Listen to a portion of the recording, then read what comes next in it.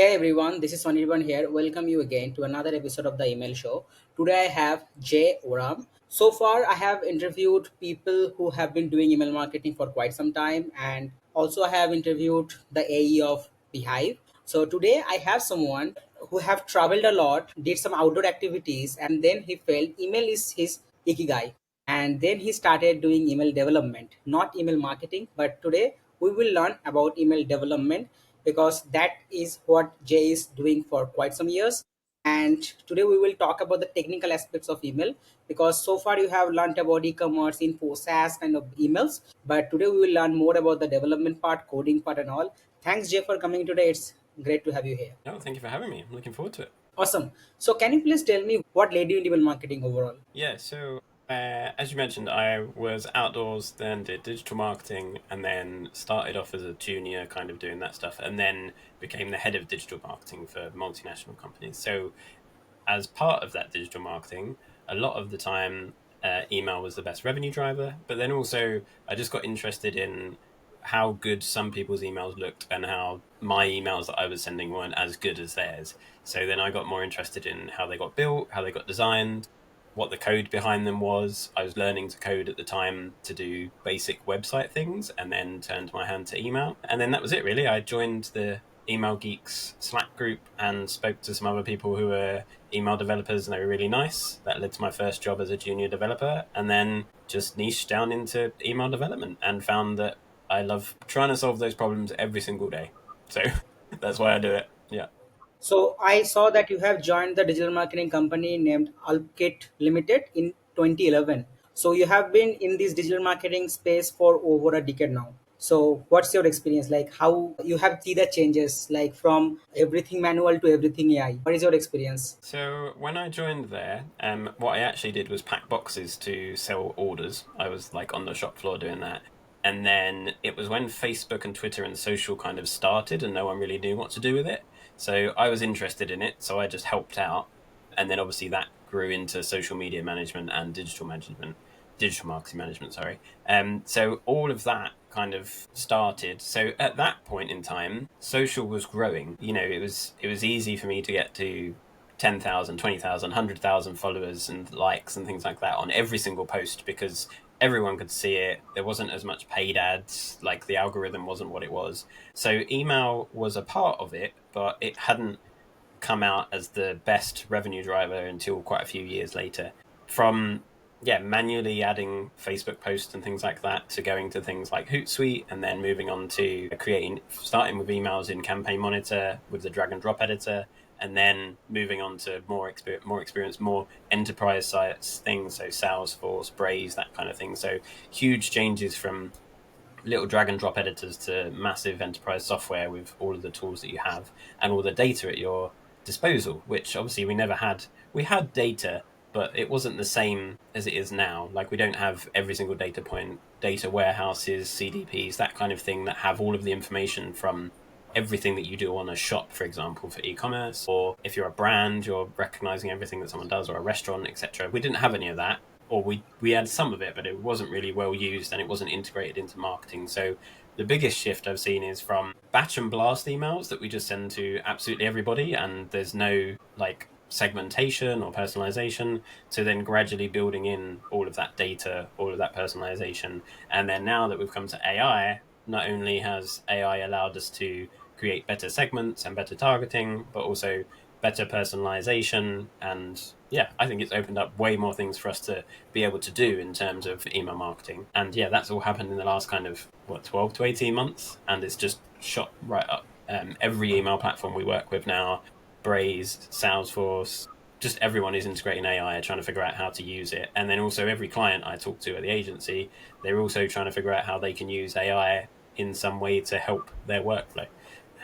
So yeah, a massive change from what it was before. So when it comes to email marketing in general and when it comes to email development, both are different. So how do you use AI in email development? So for development specifically, we use loads of different things. So from image cropping and changing and things like that. So obviously everyone has lots of images. You have date like huge CDNs full of images, etc.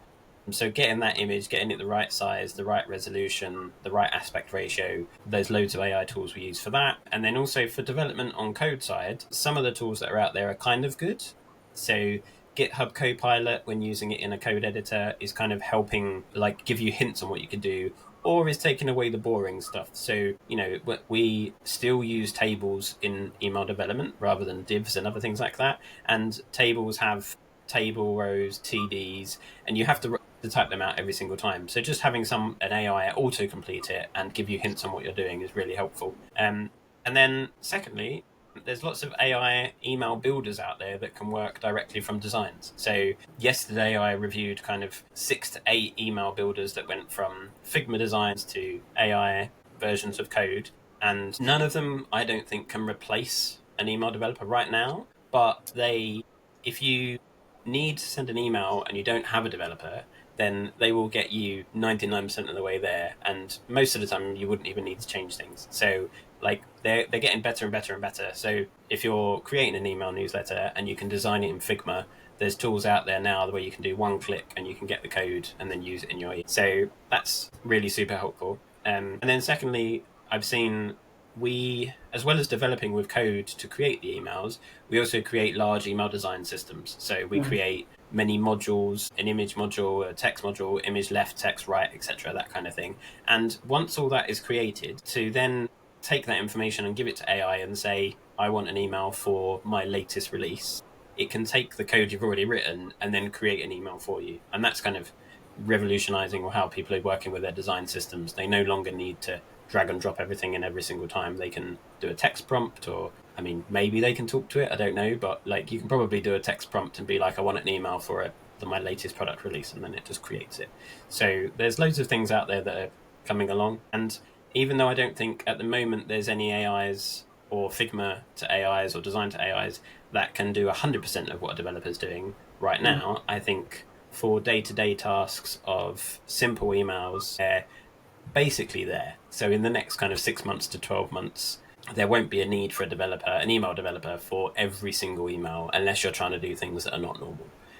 So yeah, that's kind of where we're at right now. Amazing. So you have been working in Action Rocket for the last 7 years. So have you ever thought of creating your own agency or creating your own ecosystem? No, no, no. I mean, so when I started at Action Rocket, I was obviously a junior. So it's taken me 3 or 4 years to become a senior, and then again to manage the whole of the coding department. And I occasionally think, oh, maybe I could do some freelance work. Maybe I could be a consultant or something like that. But the team at Action Rocket are so nice and so great, and generally just going to work every day is really good. And also, I've got a very young family, 2 small kids, and the amount of time I spend with them is really important to me. And I just don't think that if I did go off and do something by myself, then I'd have to spend more time working. I wouldn't get to spend time with them. And yeah, I just think I just like being employed at Action Rocket, to be honest. They're just really nice to work with. So, I mean, I have side projects that I work on all the time. So, like HTML test.email is like a testing, so you can test your emails, not like email on acid, like you can just send yourself a test. Lessonsinemail.com is a blog that I'm creating where I can help people learn more about email development and things like that.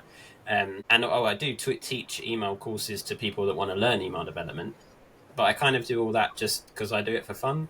I think if that turned into a job, I'm not sure if I'd get bored of it. So possibly. I mean, I never say never, but at the moment, I love working at Action Rocket, and the brands we get to work with are so cool that I'm like really happy to work with them. So yeah, getting the opportunity to work with BBC on the latest Walking with Dinosaurs or David Attenborough show or something like is just a crazy opportunity. So yeah, don't want to let that go. So, as you have been working for over a decade now, so can you please talk about the mindset you need to become a successful developer or email guy or overall whenever it comes to digital marketing space? What's the one mindset hack or the what should be the mindset you carry to in order to be successful? Just remember that everything changes and that you've just got to constantly be learning.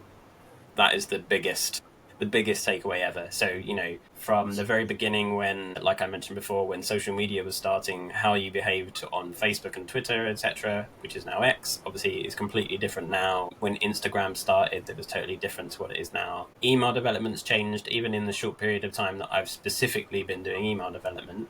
Things like dark mode, mail privacy protection. Different email clients change constantly and are constantly being updated, and things work, things break. So yeah, you're constantly learning, I think, is a really good place to be, and then constantly pushing yourself to do something that's a little bit outside your comfort zone. So I'm always trying to learn something from a developer point of view, always trying to learn a new language, trying to create a new website, create a new app, something like that. Even if it doesn't come to anything, and I'm just constantly trying something and learning, that's really important. And also, I think if you're in a role where you're doing email marketing or digital marketing, having the time to research and learn and figure out things is really important. So even if you can only set aside like an hour a week or half an hour a day to look on LinkedIn, read someone's post about something that you don't know about, download a guide, all that kind of stuff. So yeah, constant change, constant learning has been a really good tool for myself to just keep growing in the role. And yeah, the industry changes all the time, right? So you need to keep up with it. So as you know, when you work in an email marketing agency or maybe any kind of digital marketing agency where you have an email marketing team, so a designer or a developer needs to work with a copywriter. So how do you make sure that the process is smooth? I mean, so I can only talk from my experience from Action Rocket specifically as an agency. We have as a medium-sized agency, but every single project we work on, we have a smaller team assigned to it, and then they're just involved from the very beginning. So we don't set it out. So even though we do have like a strategy person who figures out the email strategy and what's going to happen, and then a copywriter who writes all the words, a designer who makes it look pretty, and the developer who builds it so that it works, even though they're kind of four separate roles, they're actually always talking to each other. So at the very beginning of a project, someone says we want to build an email about, I'm just going to use Walking with Dinosaurs because that's the latest one that I've thought about. Like, we get that idea, and then all of us sit down together and we brainstorm what we can do, and then the designer goes away and puts together some concepts, thinks about what they can do. The copywriter kind of works into that and says, oh, I'm going to add some words, etc. And then they just feed back on each other. And then throughout the process, the developer is giving feedback to say, we can do that, we can't do that, how about we do this? So it's really just a whole collaborative thing. So I think if you're working with an agency or working at an agency, making sure that you've got that time where you can all work together. We work hybrid, so sometimes we're in the office, sometimes we work remote, but always getting together to talk through things online, quick catch ups, that kind of thing. That really helps keep the process smooth and working. And then also just being really open with each other as well about what is possible, what isn't possible, and no feedback is bad or malicious. So if I said to a designer, oh, that looks rubbish, I don't like that, that's not me like hurting on them personally, like I don't like their design. I might just be giving feedback to say, that design doesn't really meet what the strategist wants, or we can't build that in email development. And the designer would never take my feedback personally. And then also after I've built the email, if I've missed something or done something wrong, if they give feedback to say, increase the padding here, that color's not right, etc. And as long as I know that I'm never taking it personally, and basically the whole team are just working towards creating the best possible work, then that's the best way for everyone to work at an agency, I think. So as I mean, I have seen this in the recent times after the arrival of AI. People stop doing the basics. Like when it comes to email marketing and when it comes to digital marketing as a whole, first of all we have to understand the audience we are targeting, the or audience we are selling our stuff, right? But nowadays I see that people are just giving prompts to AI and just generating the ICP details and all. So do you also think that this is wrong and we should be more aware of the audience before we sell? Because as we have talked about this, that you have you collaborate with the whole team, share data, shared value, then you actually push the campaign or actually finalize the campaign. So do you also think that we are getting more dependent on AI instead of setting the basics or fixing the foundation? Yeah, I think it depends who you talk to.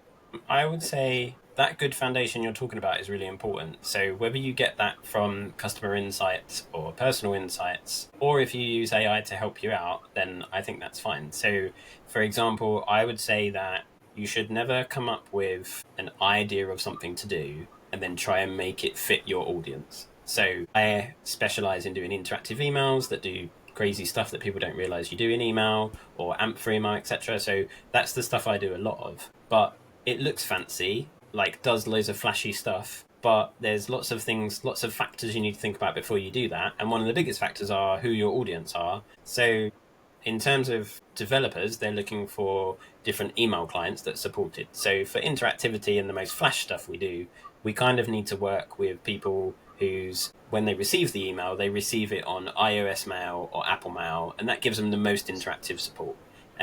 If, for example, we work with a company who makes glue and they sell to other companies that use glue. So it's not like a lot of those people are just on Outlook on Windows or something like that, and those email clients don't support any interactivity. So it would be pointless me saying we can do this massive crazy interactive thing and then they send it but no one who receives it can have a look at it. And also when coming up with these ideas, exactly like you said, you need to think about who's receiving them and why. And even that, like the old adage from email, like right person, right time, right message, you should always start with that person. So who are you sending it to and why? And then that should inform what you do, rather than coming up with an idea and then trying to match it with someone or a segment or something like that. So I've seen a few AI tools that really help with this.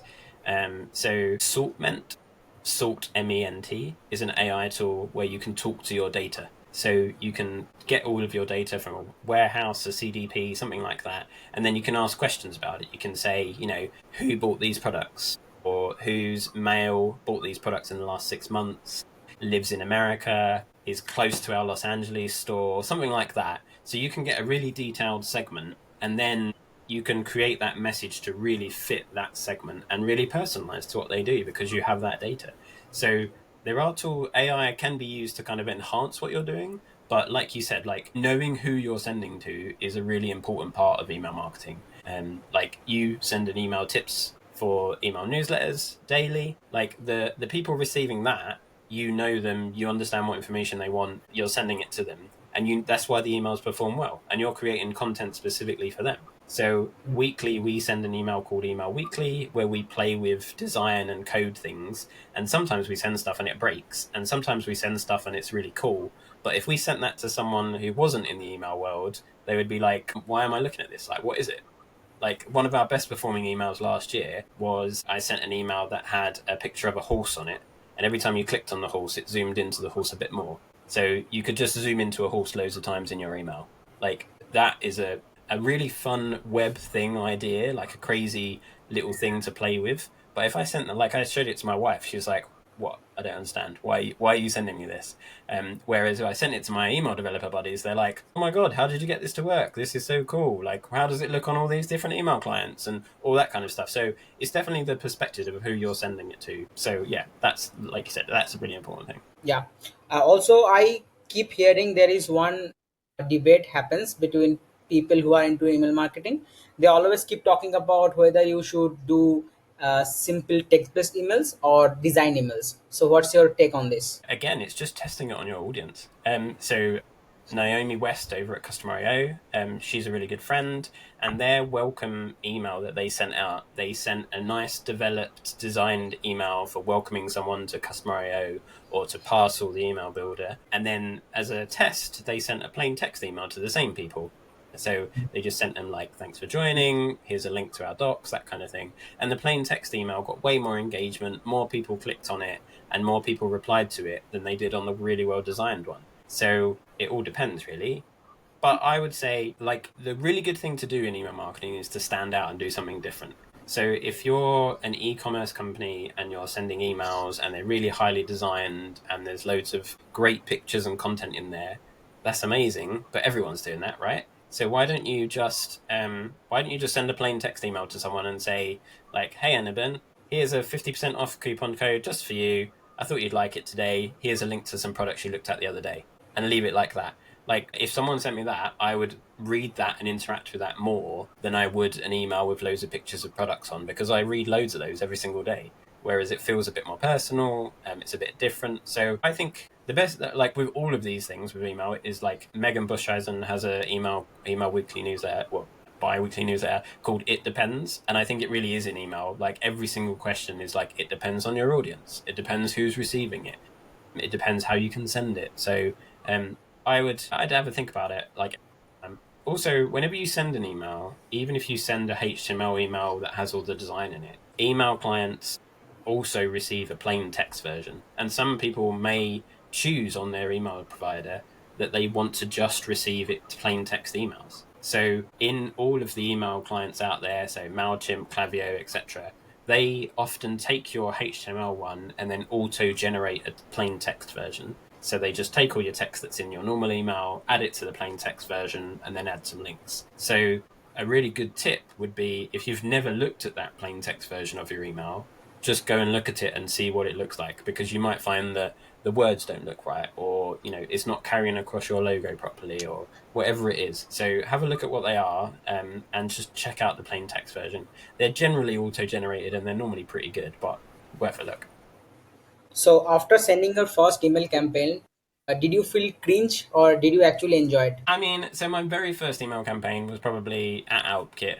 And I literally just, like, someone previously had been doing the emails for years and years. So I just took over from them, took that template they gave me, replaced the images, replaced the words, and just hit send.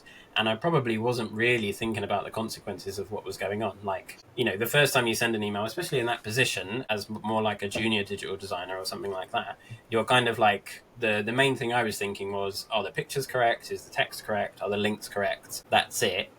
I was told what to send, that kind of thing. So, like, yeah, for me, it was just like because I've been sending Facebook posts or social media posts to thousands and thousands of people that see it every time. Sending an email the first time I wasn't really too bothered. It was like another social media post kind of thing. But as I learned more about it and saw more of what was going on, and also like what could happen, how much revenue are worth from emails, that kind of thing, yeah, the pressure definitely builds as you know more and more about what you're doing, right? Yeah, I would say the first email I sent, I probably didn't even realize I'd sent it. I just hit send and was like, wicked, that's gone, done. 6 months later, I was probably much more worried about the sale email that is gonna sell enough stuff so that we can keep the business going, and sales are really important, and like that kind of stuff. That was probably a more stressful situation, I would say. So yeah.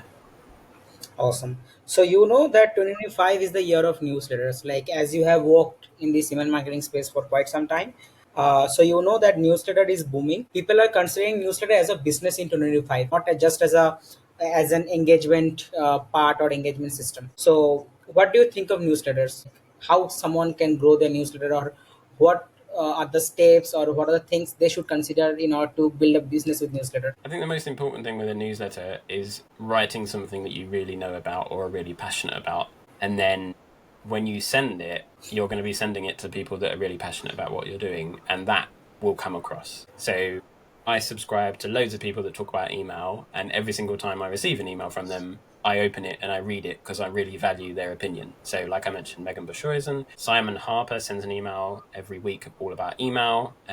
So, like, I religiously will just open them every single time and make sure that I read everything that's in there, because I know that there's going to be like a little nugget of information that's going to be really important to me. And I think that's the biggest thing for me with newsletters. So, I've been thinking that my local town could do with a newsletter. I'm involved with local groups where the children go. I go to the church, I go to the library, I see the events that are going on.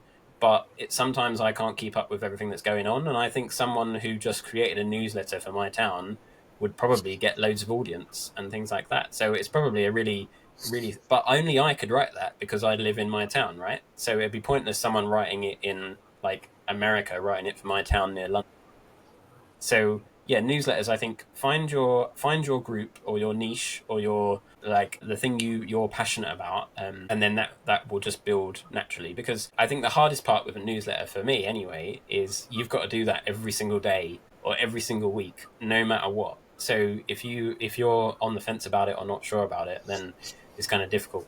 And then kind of growing it. We've just found that so email weekly is like I mentioned, the weekly newsletter we send at Action Rocket. So that grows organically by being shared between email developers and designers. And we've not really gone out there and really pushed it until the last kind of 6 months, where what we've actually done is just every single time we do like a talk or a presentation, or we talk to clients, or we go to an event, on our business cards, we just have a QR code that show that people can sign up to email weekly. So even just having that and not pushing it, like we're not paying any ads, we're not trying to get up the search results or anything like that. Just sharing what's going on with people that you talk about things with already just grows the list basically. Yeah. Awesome. So as you have mentioned about these local newsletters, this is the theme of 2025 because earlier we saw the growth of crypto-based newsletter. Also, we saw the hustle. We saw Milk Road, right? We saw Morning Brew. So the new, even Morning Brew recently introduced the local newsletter as well because local newsletter theme of 2025. There are so many people who are actually starting their local newsletter. So that's the theme. So are you thinking of starting your local newsletter? If I had time, I definitely would. I must say, yeah. So I've got a 4 year old and a 5 month old. So my spare time is very limited right now outside of doing my normal work. So, I think there's two things really that hold me back. One is I know that I would love it to be beautifully designed, beautifully developed, and perfect, which is a terrible thing to do when you want to start something, right? You need to just start and then develop on it as you go. So I know I would be a perfectionist, and I would like to code the email myself, and that will add more time onto it than it needs to be. Whereas, really, what I should do is just join, like Substack or Beehive or something like that, take their email builder and just like put the content in that's important and send it out and then develop it later on, right? So that's one thing. And then the second thing is I worry that if I don't do a good job or I'm not happy with it, then I'm going to just drop doing it and then like lose that opportunity. And the reason I would do that is because I wouldn't feel like I'm giving it enough time. Like there's two things stopping me from doing it at the moment, but I'm sure as I get a little bit more free time, that probably will become a thing. And also, like as well as I do, email can't is its own thing. Like there's Facebook groups out there with events about the town. Twitter, there's loads of places where you can find out information, but email is the only place where you can control what's going on, who's getting it, and that apart from deliverability and all that stuff, like most of the time, everyone's getting your email that wants to get your email. So, like, it's a really good place to do that stuff. So, yeah, local newsletters I think, are going to be a really big thing over the next kind of 6 months to a year, especially with like the tools that are out there now. Like you said, like Beehive is amazing. Like, you can, anyone, like you, my mum could probably go on and create a newsletter if she wanted to. And, if that's possible, then I think the more people doing it is better. So whoever is listening, maybe you got a lesson that family first, business second. So thank you, Jay, for the last 30 minutes. Like whatever you have shared, those people who want to be an email developer or even email marketer, they will get great lessons out of this podcast. And I have one final ask from you. Are you building anything? I mean, any cohort, coaching, or course which you can offer to the audience? Yeah, so lessonsinemail.com is going to be coming out by the end of the month. That is going to be long form blog posts all about in depth about design and code for email development. So if you're an email developer, I would definitely keep an eye out for that coming out. Yeah, and I'm also building HTML test.email so that you can send test emails with your code to yourself. So that's actually live now, but it's constantly being improved. So yeah, if that will help anyone, then go for it. And also, just email me. Like, if you want to talk email, you want to talk about email development, talk about email marketing, anything at all, I will happily sit there and talk for hours on email development. So if anyone wants to chat about, the latest problems with Gmail or Outlook, drop me a message. Happy to jump on a call or Slack or anything like that. Whatever you want. Yeah, I'll talk your ear off. So before you go, do you have one piece of advice for the people who wants to be an email developer or email marketer? Yeah, so email developer, look at everyone else's emails and have a look at the code. The good thing about email is it's not like web development. You can view the source, you can see what the code is behind it.